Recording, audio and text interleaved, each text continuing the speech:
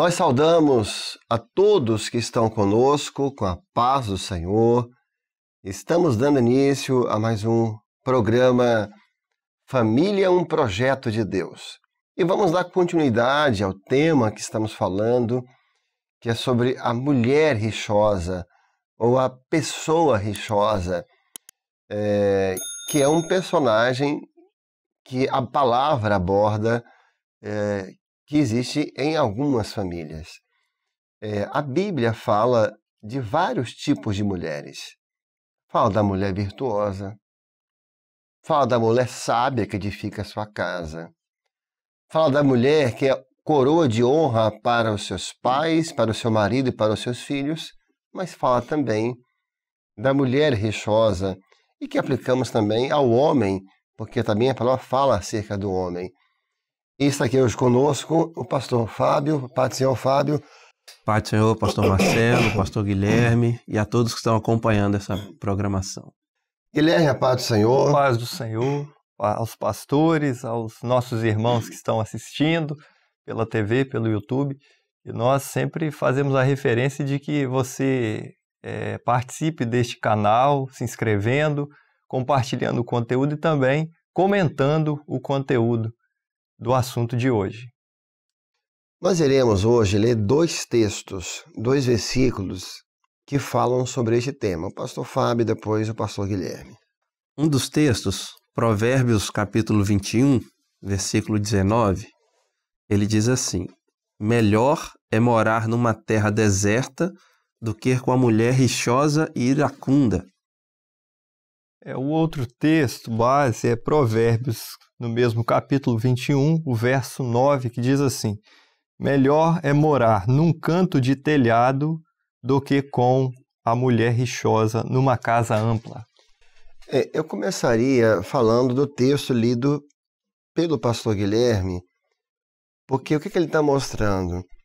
É melhor morar num cantinho, assim, apertado, sem muito conforto, do que numa mansão, numa casa ampla, numa versão moderna, fala assim, numa mansão. Uma mansão, exato.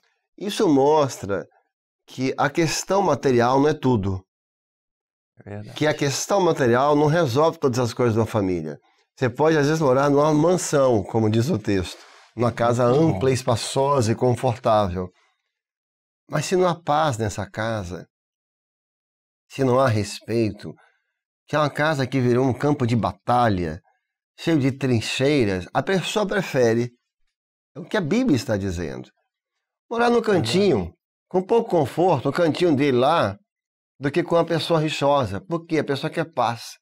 Chega um momento, e aí quem leu o programa, quem assistiu o programa anterior, e quem lá está a definição do que é uma pessoa rixosa, chega um momento que o balde transborda. Vai de gotinha em gotinha. Ah, só uma gotinha, só um probleminha. Que isso, que exagero. Fala com o marido ou fala com a esposa. Ah, que exagero, para que essa reação toda? É porque depois de alguns anos, de gotinha em gotinha, o balde enche, o balde transborda. Então, o alerta aqui, inicialmente, é esse. O lado material não resolve tudo, traz conforto. Diz a Bíblia que o dinheiro responde a muitas coisas, mas não a tudo, né? E outra coisa também, dando continuidade, é que, às vezes, a busca por uma casa ampla, que é um objetivo bom, você querer ter uma casa, você querer ter bens, você querer produzir, né, trabalhar e conquistar no início de um casamento, vamos colocar aqui.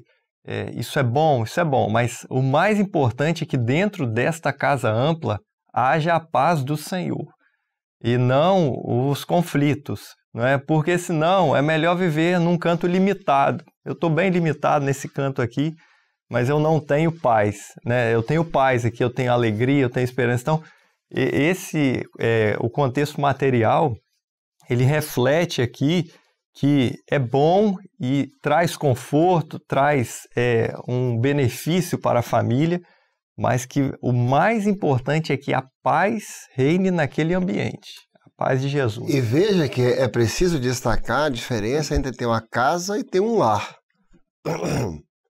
Uma casa ampla, uma mansão. Exato. Mas como é que é o lar que está dentro dessa casa? Às vezes a pessoa se preocupa muito em ter a casa e trabalha a vida inteira para ter uma casa. E lógico, isso é muito bom. Digno, né? E quanto melhor a casa, melhor. Sim. Agora, não deixe de trabalhar para ter um lar também.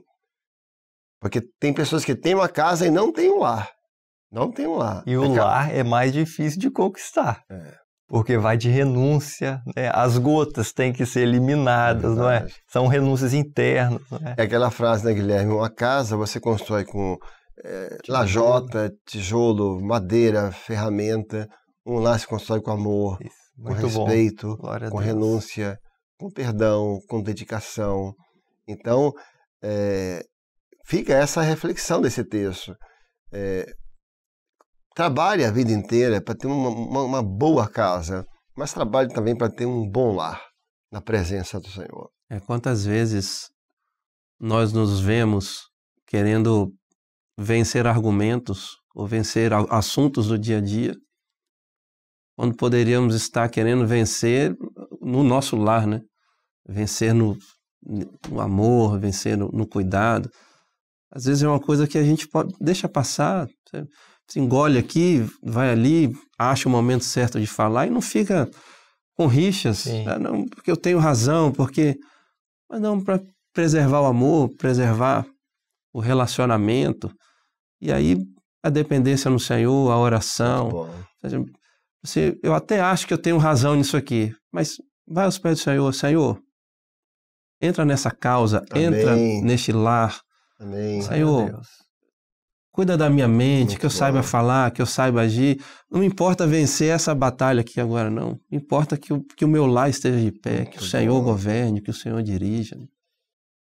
Um ponto importante, preocupante nesse texto, tem um ponto aqui preocupante, é que ele fala de uma migração, ele fala de uma mudança. Ou seja, uma pessoa que mora numa casa ampla, ele prefere sair, então tem alguém saindo de casa. E isso não é bom. Você não tem prazer, como diz o profeta fala, você não tem prazer em que alguém saia de casa. Não vou nem usar a expressão que está lá. Então aqui tem alguém saindo de casa. A pessoa que mora numa casa ampla ou mora numa mansão, ele está saindo da casa porque ele preferiu morar num cantinho. E é isso que o Senhor não quer. Que chegue a esse ponto. Que chegue a esse ponto.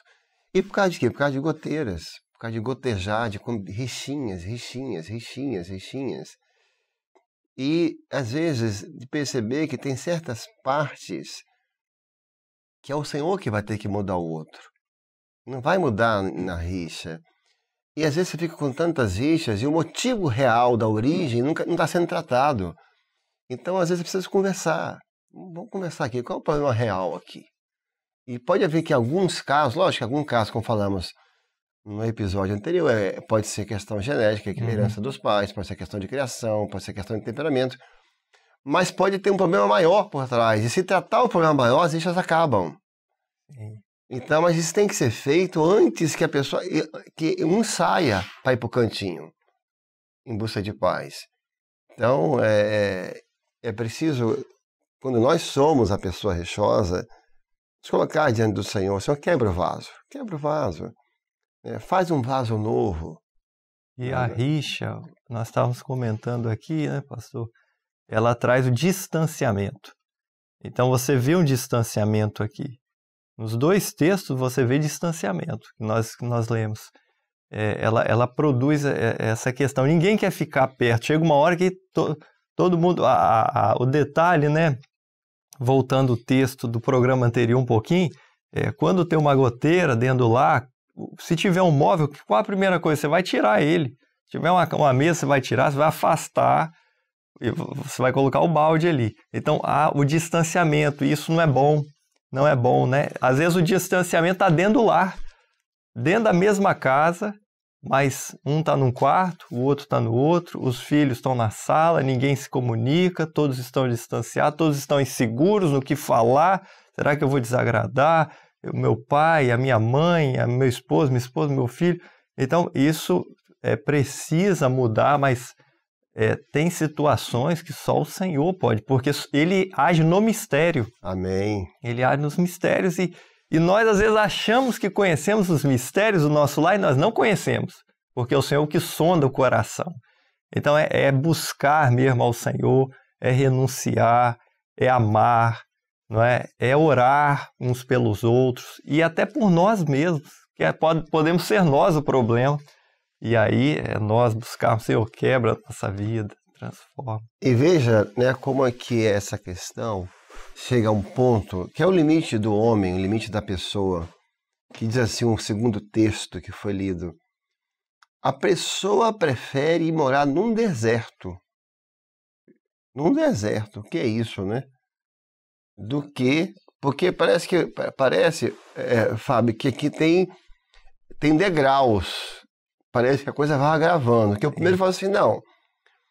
Ele prefere deixar o conforto de uma mansão e morar num cantinho. Uhum. Mas o desespero pode chegar tão grande, que ele prefere morar num deserto, nem mais um cantinho. Ele nem tem mais um cantinho agora.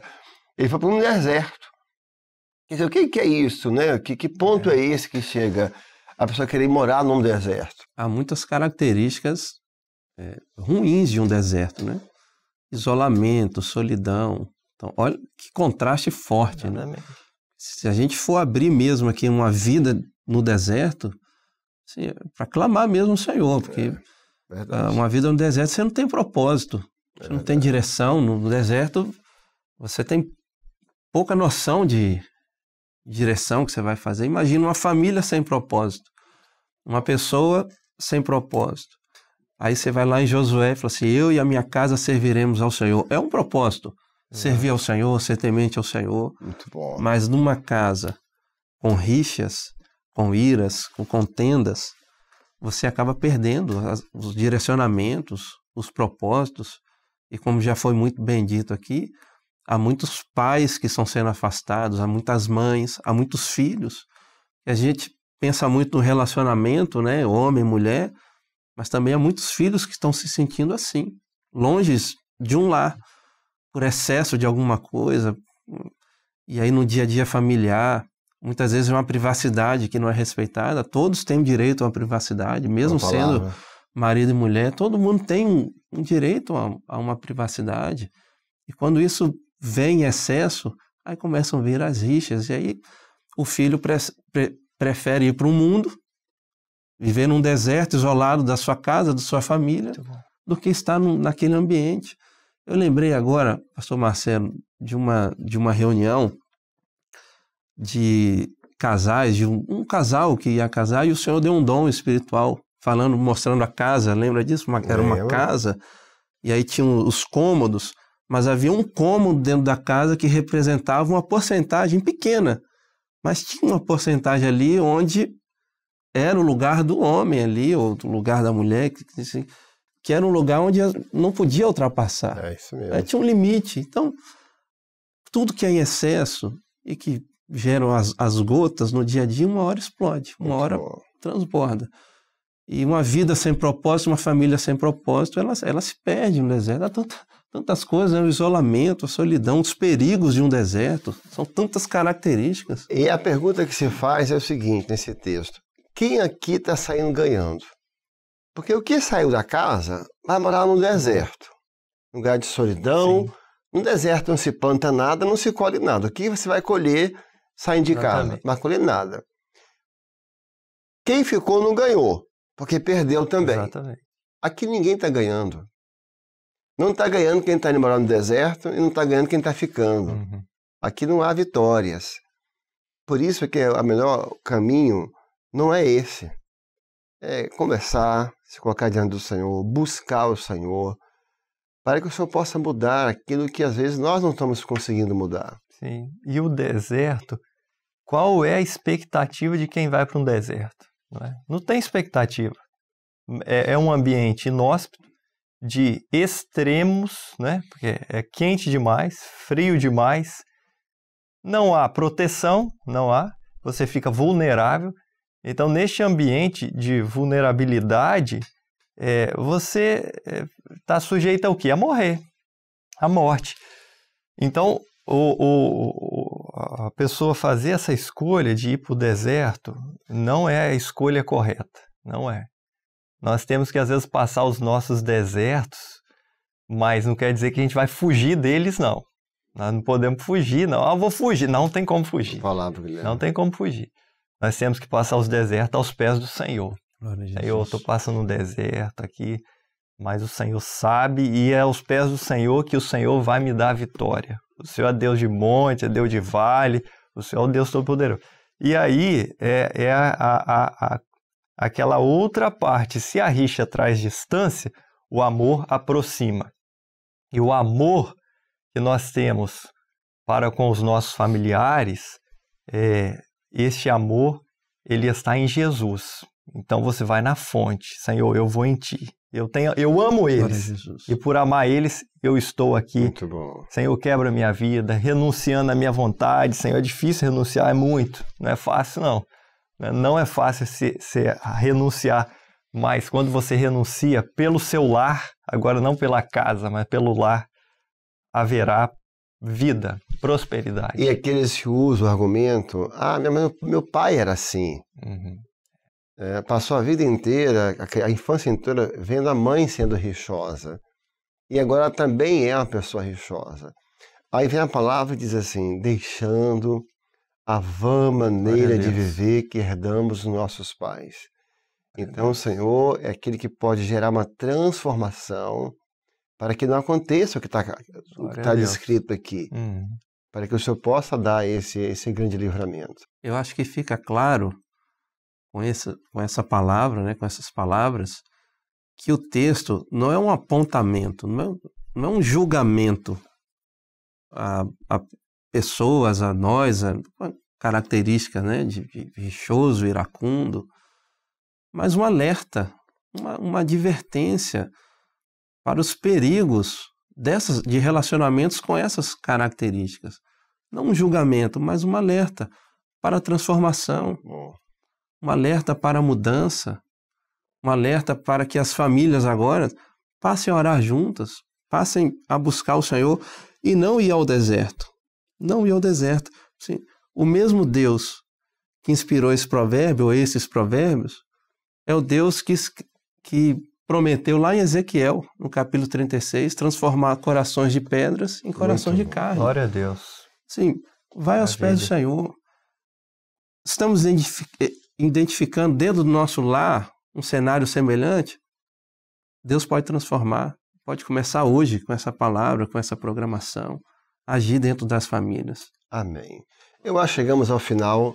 Poderíamos, para não abrir um tema novo agora, eu acho que nós poderíamos fazer no próximo episódio, falar sobre o homem explosivo, o homem rixoso, ou como algumas versões é o homem iracundo, não é isso? Iracundo, furioso. O homem furioso. A gente podia abordar esse tema de pessoas explosivas na família.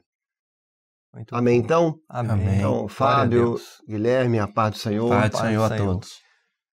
Nós gostaríamos de encerrar repetindo o exemplo que foi dado. Como a palavra compara uma pessoa rixosa a gotas num telhado, quando há uma goteira numa casa, você põe um balde, que foi o exemplo que citamos na reunião passada. E que foi dito hoje, quando você tem uma goteira, você afasta todos os móveis, você vai afastando os móveis. E a rixa faz isso, a pessoa rixosa, ela vai afastando as pessoas dela. E aí ela começa a achar que não é amada, que está sendo injustiçada, que não é compreendida, não. É porque, por ser rixosa, as pessoas vão se afastando, porque elas não vão aguentando o convívio. Mas o Senhor é o Deus que transforma o homem. O Senhor é tão poderoso que pode trabalhar no nosso temperamento. E aí queremos dar uma ênfase ao fruto do Espírito, que é temperança, que é domínio próprio, que é mansidão, que é nos fazer longânimo. Como servos, vamos buscar este fruto do Espírito, porque o fruto do Espírito transforma a pessoa rixosa. Que Deus te abençoe, que Deus abençoe a sua família e a paz do Senhor.